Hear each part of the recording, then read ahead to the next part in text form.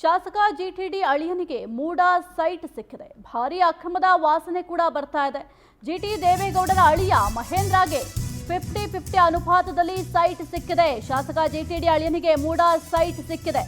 ಭಾರೀ ಅಕ್ರಮದ ವಾಸನೆ ಬರ್ತಾ ಇದೆ. ಈ ಮೂಡ ಹಗರಣದಲ್ಲಿ ಈಗ ಶಾಸಕ ಜಿಟಿಡಿ ಅಳಿಯನ ಹೆಸರು ಕೇಳಿ ಬರ್ತಾ ಇದೆ. ಮಹೇಂದ್ರ ಜಮೀನು ಖರೀದಿ ವಿಚಾರದಲ್ಲೇ ಗೋಲ್ಮಾಲ್ ಗುಮಾನಿ ಎದ್ದಿದೆ. 2020ರ ಫೆಬ್ರವರಿ 10ರಂದು ದೇವನೂರು ಗ್ರಾಮದ 2.22 ಎಕರೆ ಭೂಮಿ ಖರೀದಿ ಮಾಡಿದ್ರು.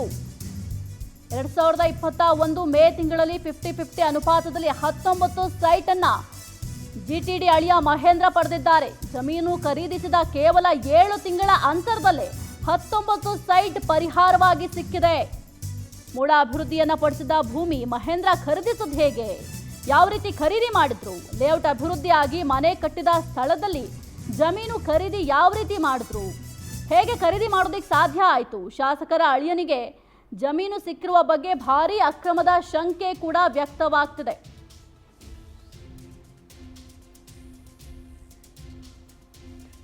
ಶಾಸಕ ಜಿಟಿಡಿ ಅಳಿಯನಿಗೆ ಮೂಡ ಸೈಟ್ ಸಿಕ್ಕಿದೆ. ಈ ಮೂಡ ಹಗರಣಕ್ಕೆ ಸಂಬಂಧಪಟ್ಟಂತೆ ಇದೀಗ ಜಿಟಿಡಿ ದೇವೇಗೌಡರ ಅಳಿಯನ ಹೆಸರು ಕೂಡ ಪ್ರಸ್ತಾಪ ಆಗ್ತಾ ಇದೆ. ಇನ್ನು ಜಿಟಿ ದೇವೇಗೌಡರ ಅಳಿಯ ಮಹೇಂದ್ರಗೆ 50-50 ಅನುಪಾತದಲ್ಲಿ ಸೈಟ್ ಸಿಕ್ಕಿದೆ. ಹಾಗಾದ್ರೆ ಯಾವ ರೀತಿ ಸೈಟ್ ಇವರಿಗೆ ಮಂಜೂರಾಯಿತು, ಅದು ಕೂಡ ಜಮೀನು ಖರೀದಿಸಿದ ಕೇವಲ 7 ತಿಂಗಳ ಅಂತರದಲ್ಲಿ 19 ಸೈಟ್ ಪರಿಹಾರ ಸಿಕ್ಕಿದೆ.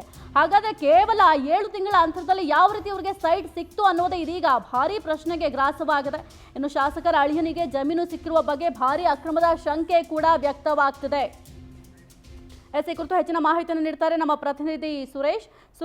ಕಾಂಗ್ರೆಸ್ನವರ ವಿರುದ್ಧ ಸದಾ ಆರೋಪವನ್ನ ಮಾಡ್ತಾ ಇದ್ರು ಜೆಡಿಎಸ್ನವರು. ಇದೀಗ ತಮ್ಮ ಪಕ್ಷದವರ ವಿರುದ್ಧವೇ ಆರೋಪ ಕೇಳಿ ಬರ್ತಾ ಇದೆ ಮೂಡ ಹಗರಣಕ್ಕೆ ಸಂಬಂಧಪಟ್ಟಂತೆ. ಇದೀಗ ಯಾವ ಕ್ರಮವನ್ನ ತಗೋಬಹುದು ಜೆಡಿಎಸ್ನವರು? ಸಾಹಿತ್ಯ ಏನು, ಮೈಸೂರು ನಗರಾಭಿವೃದ್ಧಿ ಪ್ರಾಧಿಕಾರದಲ್ಲಿ ಫಲಾನುಭವಿಗಳು ಇಲ್ಲ ಅಂತೇಳಿ ಯಾವ ರಾಜಕಾರಣಿಗಳನ್ನು ಕೂಡ ಹೇಳೋದಕ್ಕೆ ಸಾಧ್ಯ ಆಗೋದಿಲ್ಲ ಅಂತೇಳಿ ಕಾಣುತ್ತೆ ಬಹುಶಃ.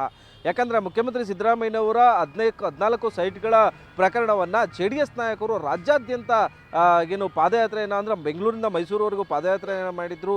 ಜೊತೆಗೆ ಆರೋಪ ಕೂಡ ಮಾಡಿದರು. ಮುಖ್ಯಮಂತ್ರಿ ಸಿದ್ದರಾಮಯ್ಯನವರು ರಾಜೀನಾಮೆಯನ್ನು ಕೂಡ ಒತ್ತಾಯಿಸಿದರು. ಇದೀಗ ಮೈಸೂರಿನ ಚಾಮುಂಡೇಶ್ವರಿ ಕ್ಷೇತ್ರದ ಶಾಸಕರಾಗಿರ್ತಕ್ಕಂಥ ಜಿಟಿ ದೇವೇಗೌಡ ಅವರ ಅಕ್ಕನ ಮಗ ಆಗಿರ್ತಕ್ಕಂಥ ಮಹೇಂದ್ರ ಅವರಿಗೆ 7 ತಿಂಗಳ ಅವಧಿಯಲ್ಲಿಯೇ 19 ನಿವೇಶನಗಳು ಪ್ರೈಮ್ ಲೊಕೇಶನ್ನಲ್ಲಿ ಮೈಸೂರು ನಗರಾಭಿವೃದ್ಧಿ ಪ್ರಾಧಿಕಾರ 50-50 ಅನುಪಾತದಡಿಯಲ್ಲಿ ಕೊಟ್ಟಿರೋದು ಸಾಕಷ್ಟು ಆಶ್ಚರ್ಯಕ್ಕೆ ಕಾರಣ ಆಗಿದೆ.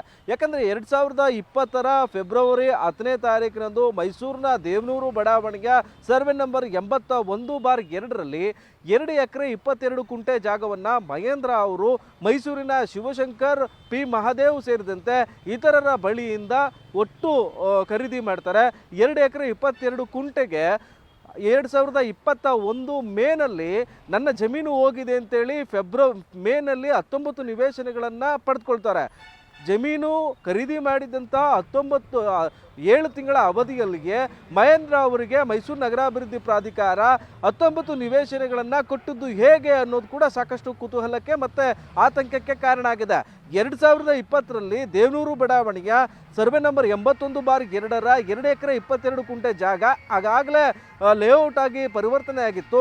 ಜೊತೆಗೆ ಅಲ್ಲಿ ನಿವೇಶನಗಳನ್ನು ಕಟ್ಟಲಾಗಿತ್ತು ಅಂತೇಳಿ ಮನೆಗಳನ್ನು ಕಟ್ಟಲಾಗಿತ್ತು ಅಂತೇಳಿ ದಾಖಲೆಗಳು ಹೇಳ್ತವೆ. ಆದರೆ ಲೇಔಟ್ ಅಭಿವೃದ್ಧಿಯಾಗಿರ್ತಕ್ಕಂಥ ಜಾಗವನ್ನು ತೋರಿಸಿ ಮೈಸೂರು ನಗರಾಭಿವೃದ್ಧಿ ಪ್ರಾಧಿಕಾರದಲ್ಲಿ 50-50 ಯೋಜನೆ ಅಡಿಯಲ್ಲಿ 19 ನಿವೇಶನಗಳನ್ನು ಪಡೆದಿರುವಂತಹ ಬಗ್ಗೆ ಇದೀಗ ತನಿಖೆ ಆಗಬೇಕು ಅನ್ನೋ ಒಂದು ಒತ್ತಾಯ ಕೇಳಿ ಬಂದಿರತಕ್ಕಂಥದ್ದು. ಇದು ಆಶ್ಚರ್ಯಕ್ಕೂ ಕೂಡ ಕಾರಣ ಆಗಿದೆ. ಮೈಸೂರು ನಗರಾಭಿವೃದ್ಧಿ ಪ್ರಾಧಿಕಾರದ ಬ್ರಹ್ಮಾಂಡ ಭ್ರಷ್ಟಾಚಾರ ಬಗೆದಷ್ಟು ಬಯಲಾಗ್ತಾ ಇದೆ. ಮೈಸೂರು ನಗರಾಭಿವೃದ್ಧಿ ಪ್ರಾಧಿಕಾರದಲ್ಲಿ ಮಹೇಂದ್ರ ಅವರಿಗೆ ಜಮೀನು ಸಿಕ್ಕಿದ್ದು ಹೇಗೆ ಅನ್ನೋ ಒಂದು ವಿಚಾರ ಸಾಕಷ್ಟು ಕುತೂಹಲಕ್ಕೆ ಕಾರಣ ಆಗಿದೆ. ಜಮೀನನ್ನು ಖರೀದಿ ಮಾಡಿದಂಥ 7 ತಿಂಗಳ ಅವಧಿಯಲ್ಲಿಯೇ ಇವರಿಗೆ 50-50ಯಲ್ಲಿ 19 ನಿವೇಶನಗಳು ಹೇಗೆ ಹೋದವು, ಮೂಲ ಮಾಲೀಕರಿಗೆ ಹೋಗಬೇಕಾಗಿದ್ದಂತಹ 50-50ಯ ನಿವೇಶನಗಳು ಖರೀದಿದಾರನಿಗೆ ಹೋಗಿದ್ದು ಹೇಗೆ ಅನ್ನೋದು ಕೂಡ ಸಾಕಷ್ಟು ಕುತೂಹಲಕ್ಕೆ ಕಾರಣ ಆಗ್ತಾ ಇದೆ. ಹೀಗಾಗಿ ನಗರಾಭಿವೃದ್ಧಿ ಪ್ರಾಧಿಕಾರದಲ್ಲಿ ಪಡೆದಿರ್ತಕ್ಕಂಥ 19 ನಿವೇಶನಗಳ ಪ್ರಕರಣಕ್ಕೆ ಸಂಬಂಧಪಟ್ಟಂತೆ ತನಿಖೆಯನ್ನು ಮಾಡಬೇಕು ಅನ್ನೋ ಒಂದು ಒತ್ತಾಯ ಕೂಡ ಕೇಳಿ ಬಂದಿರತಕ್ಕಂಥದ್ದು ಸಾಹಿತ್ಯ. ಓಕೆ, ಥ್ಯಾಂಕ್ ಯು ಸುರೇಶ್ ನಿಮ್ಮೆಲ್ಲ ಮಾಹಿತಿಗಾಗಿ.